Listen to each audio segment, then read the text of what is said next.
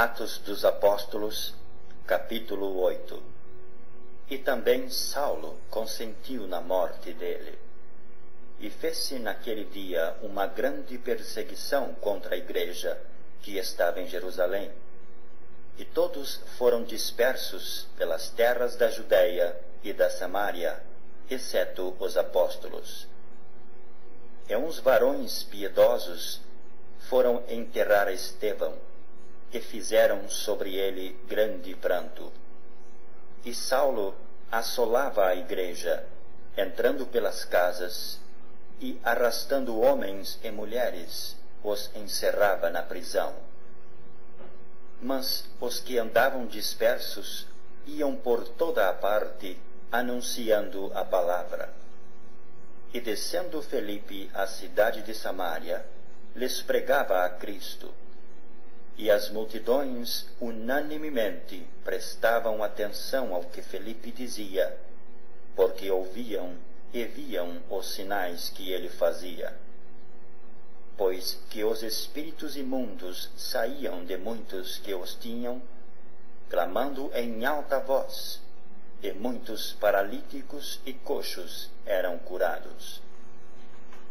E havia grande alegria naquela cidade.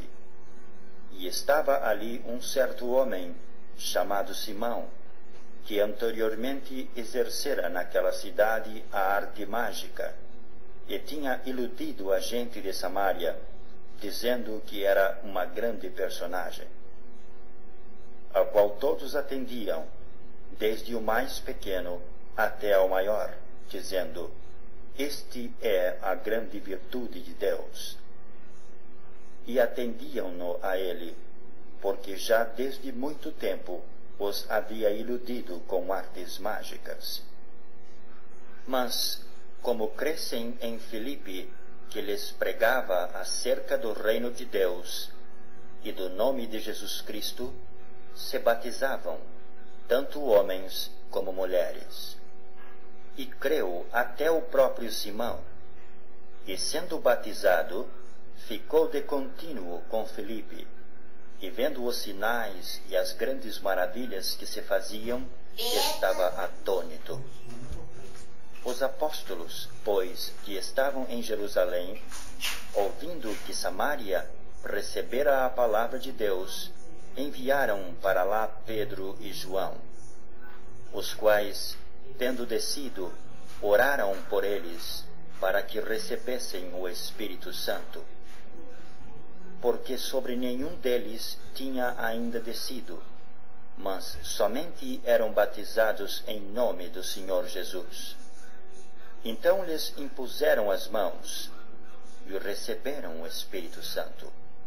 E Simão, vendo que pela imposição das mãos dos apóstolos era dado o Espírito Santo, lhes ofereceu dinheiro, dizendo: Dai-me também a mim esse poder, para que aquele sobre quem eu puser as mãos receba o Espírito Santo. Mas disse-lhe Pedro: O teu dinheiro seja contigo para a perdição, pois cuidaste que o dom de Deus se alcança por dinheiro. Tu não tens parte nem sorte nesta palavra, porque o teu coração não é reto diante de Eunuco, mordomo-mor de Candace, rainha dos etíopes, o qual era superintendente de todos os seus tesouros, e tinha ido a Jerusalém para a adoração, regressava, e assentado no seu carro, lia o profeta Isaías.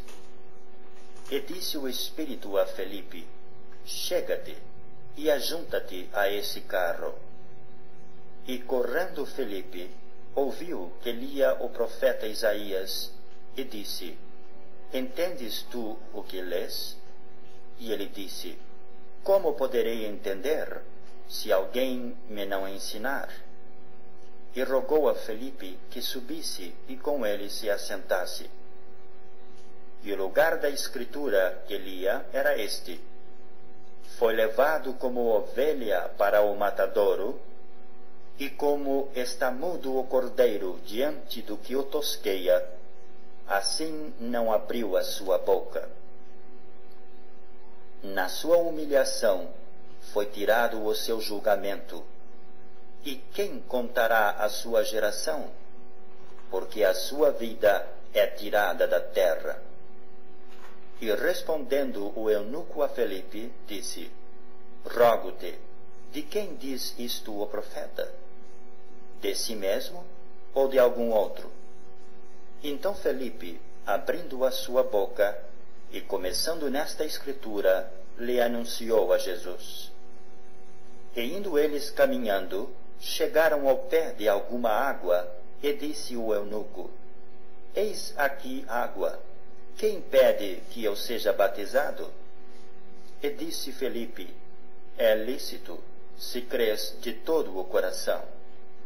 E respondendo ele, disse: Creio que Jesus Cristo é o Filho de Deus.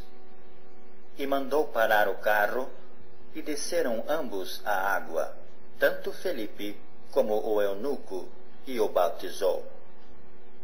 E quando saíram da água, o Espírito do Senhor arrebatou a Felipe, e não ouviu mais o eunuco, e jubiloso continuou o seu caminho.